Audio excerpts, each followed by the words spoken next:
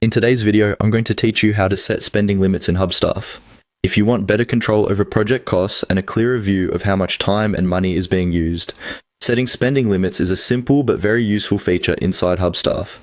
This can help you stay on budget, manage expectations, and keep your projects organized as they grow. I'll walk you through the process in a clear and practical way so you can follow along easily.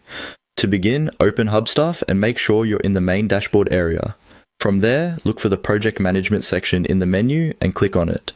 This is where Hubstaff keeps the tools related to organizing and managing your projects, including the settings that affect budgeting and limits.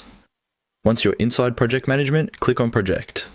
This will take you to the list of projects already available in your workspace.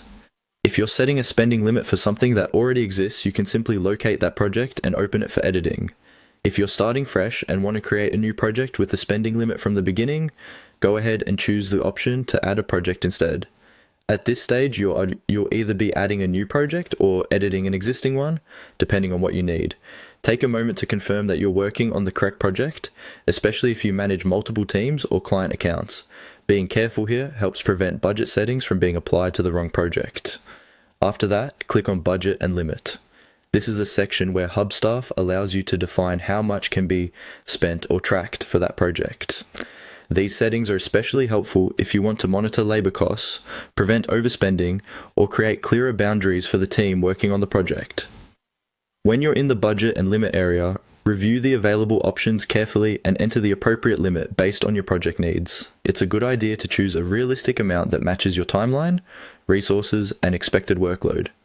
If your project changes later, you can always come back and edit these settings again. And that's it.